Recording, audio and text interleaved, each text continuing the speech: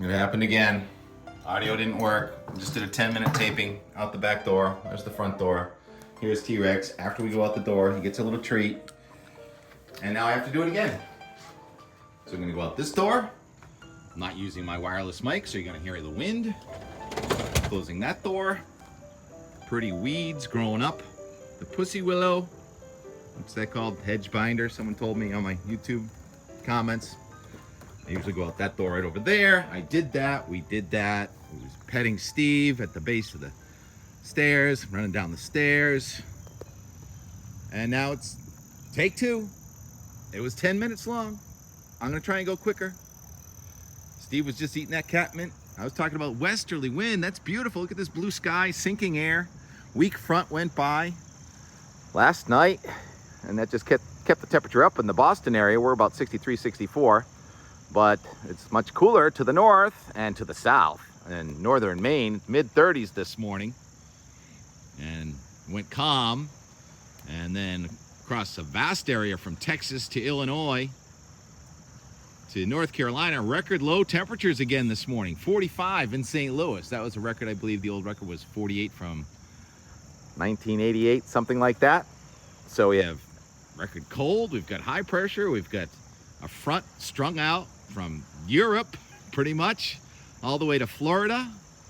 And Sterling has weathered a flooded car, the heat, difficult to get to surf, and a new car, and pointed out to me, this front is massive, Tim, isn't it? I say, yes, it is. It stretches all the way across the Atlantic Ocean, from developing storm west of Norway to the front going to our low north of us. It's merging now with the two lows, the one that missed us to the west and the one that missed us to the east on Saturday, becoming one over the Labrador Sea. And that front extends all the way down to the Gulf of Mexico. What's that? Who's that? And in the Gulf of Mexico, deep down there, there is a tropical storm named Francine. On the south side of record cold, we have a tropical cyclone. And wow, look at that spider. Hello. How's your breakfast? What's for breakfast? You looking at me, looking at you? He's like, you better beat it, buddy. Look at that hole he's built to trap the breakfast. All right, back to the weather, will you? What is wind? Air moving from high to low pressure. So you got a cold high over the southeastern United States, and you get a developing tropical cyclone and a stalled front, and that equals a malformed tropical cyclone.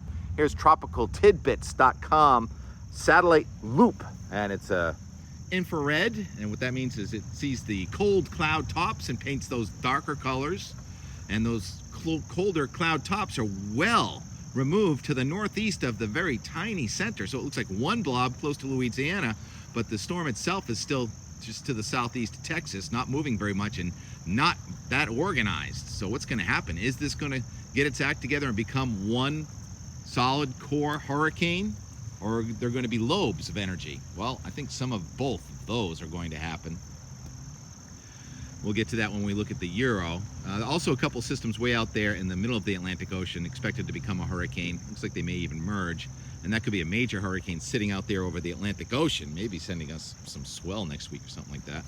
Oh, what do we have taken off here? We have, come on, focus. We have an osprey with its breakfast right there, but I can't get my camera to focus anymore. I think I got a frame lock. Anyhow, just have to trust me. So we got a spider eating breakfast, we got an osprey eating breakfast, and we got a two-take Tim trying to do the forecast. I was watching the X feed yesterday, and AJ Burnett caught my eye with, wow, we're now going on 20 days of dry weather in Boston. If we keep going, we get another 5 to 10 days, we're going to be in top 5 territory for consecutive days without any measurable precipitation in Boston. Today is day 20, and if I look at the Boston 15-day forecast, there's day 21, 22, 23, 24, 25, 26, 27, 28, 29, 30, 31, 32, 30. It's never going to rain again in Boston. Look at those temperatures, 75 to 80, so pretty. But Tim, didn't you say something about a backdoor cold front possibility on Friday? Yeah, it's possible, but I think that the Dennis Sherman Dolphin class of 1974 canal cruise on Friday evening will be dry with not too much wind. If something happens, it's going to be very subtle. And that was part of the forecast that would diminish. Also on AJ's feed, I saw that he had reposted, or he got sent some pictures from Harding Beach, where the SpaceX Polaris spacecraft went by this morning. And Dennis and Sue got the video of the spacecraft going by Harding's Beach in Cape Cod this morning. So it's at once beautiful and at once kind of scary how many things are flying over our head. More and more and more every day, huh? For the gulls. If I could get my camera to focus, show you them. We'll see some osprey flying by the moon on Cape Cod yesterday and more. All right, so let's put it all together. There's so many moving parts on the Euro. I'm gonna have to show the really wide version where you see the video on the side so we can watch the Gulf of Mexico and at the same time try and keep an eye on that back door front. So there is Francine deepening to about 974 with a landfall in New Orleans, or west of New Orleans, tomorrow afternoon. And we have high pressure building over the northeast, so just beautiful air here. Now, because of the strong high in the northeast and that hurricane down there, we'll probably have a fairly large wind field. And then you see Francine kind of go up into Arkansas and stall and decay and apparently shed energy. That front that we talked about stalled over the Gulf of Mexico, crossed into the Atlantic. It looks like either Francine trying to reemerge out there or more likely a new low forming on that front. So over the weekend, we will have had a very weak backdoor front on Friday, and then Saturday and Sunday, the high is right over us. Sea breezes, light wind, beautiful at Mount Washington. Allen, going hiking. No, you're taking the train at Mount Washington. Okay. Either way, it's going to be very pretty. Nice weekend. And then if we continue it on to about Tuesday, it looks like the old Francine is wobbling back to the south with a low strengthening off North Carolina. Stop at 2 a.m. on Wednesday. So before the sun comes up on Wednesday, we still have a strong high in southeastern Canada, but it's a much modified, very warm and beautiful high now. And then you have the hybrid nor'easter on the coast of North Carolina. We're back to where we were a couple days ago, with no longer seeing Francine go up into near Detroit. Now Francine's kind of wobbling back towards the Florida Panhandle. Wow. So you got a 10-11 low down there in the Gulf of Mexico, 10-06 over North Carolina, and a 10-20 something high up here. And what is wind? Air moving from that high into that low over North Carolina. So we could have a fairly large scale hybrid nor'easter sou'easter type situation. Where have we seen this before in the forecast? Late in the week, next week, let's keep that into motion. The rain bands come up just about to Nantucket to Long Island, and then that system kind of fades off to the south, leaving Boston dry and more nice weather into next weekend. So that's a complete change again, back to that threat of something off of North Carolina early next week. And I think it would be sort of a hybrid that is on a front instead of just being purely tropical. It'd be baroclinic, right? That's when you have cold air fueling it along with warm air, which is pretty much how all the weather works. So we could use some rain. They were being so cute in the first video. Yeah, Steve's hair is coming back, fur, whatever he is. Gonna be going out another door tomorrow.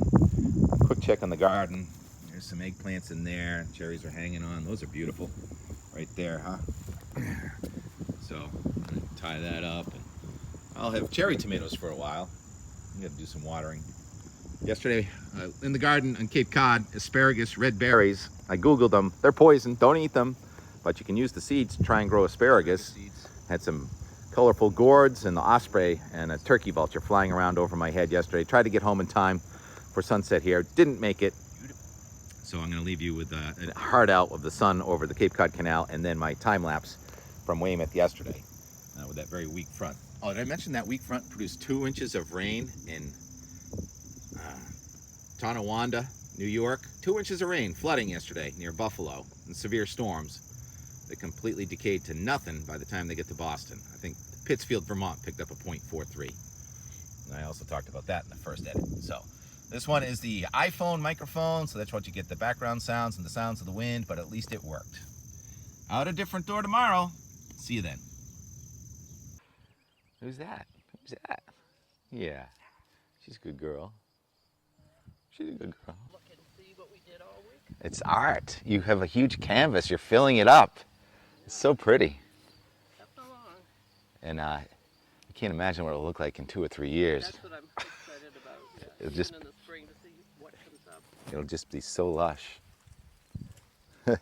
T-Rex is like, am I safe here? I think you are, Rex. I think you are. I think we're amongst friends.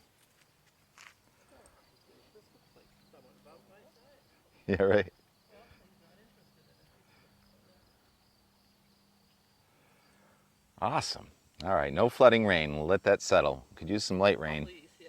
Light rain would be lovely. Oh, I love those. What's the name of these kind of flowers? Coneflower. What's that? Coneflower. Cone flower. They're natives. Oh, good. I haven't got all natives in here, but I am really trying. The sedums are really attracting the pollinators, which is exciting. What's the name of that noise? What noise? Hey, by the way, have I ever shown you this Merlin site? Merlin. Yep, it just... Mondays. Rex has got a case of the Mondays. And it's just about 3 o'clock. We had a bunch of cumulus clouds here a short time ago. Those seem to have evaporated. It's warm enough in the sun, but it stayed breezy. And it's interesting. Still breeze mostly from that storm way up in Canada, sending another shortwave through New York. I call it gorgeous, just not quite Mayflower Beach weather. Like we're gonna go the other way now. Oh, that's pretty. Look at that. Osprey are still here. Saw our boat go by. Summer's not over. Turkey vulture just entered the scene. Osprey didn't seem too pleased. What's he looking at? We don't have any dogs here, do we? Oh, I'm so blinded by the sun right now.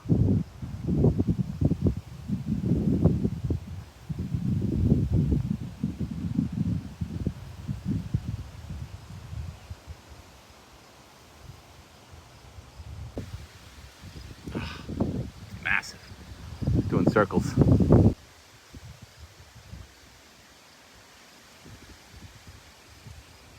Oh, the moon and the turkey vulture.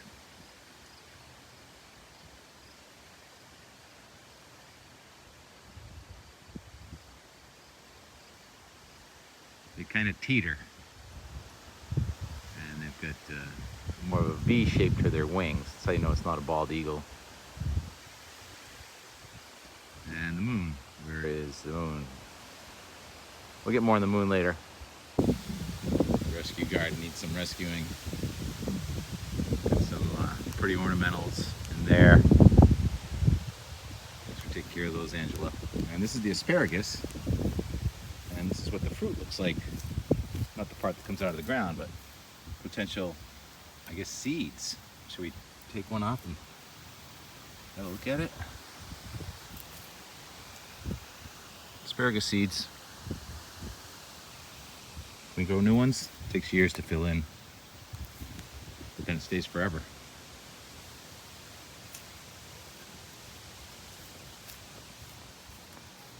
We got nice pepper here. A couple nice peppers. Angela, you can have those. And those pretty things. That's beautiful. Not easy to grow new grass when it doesn't rain for 2 weeks. So dusty. And remember that poplar tree that was 60 feet tall right there? Grass is filling in, but little baby poplars popping up everywhere, which I think is kind of funny. Is that why they call them poplar? Because they just pop up all over the place? Pop, pop, pop, pop, pop, pop, pop, pop. The two that grew there were just a couple that we let grow. Oh, there's Osprey and the moon. And Chris and Maggie. Boating. Yay. Let's go find some boats in Weymouth before the sun goes down. I was hoping that we could get home in time to see Steve and Mitt and T-Rex for sunset in Weymouth, but that's not gonna happen because the sun goes down so early and we're having so much fun on Cape Cod. Labor Day weekend ends 8 days later for us. How many many sunsets have I seen on the Sagamore Bridge?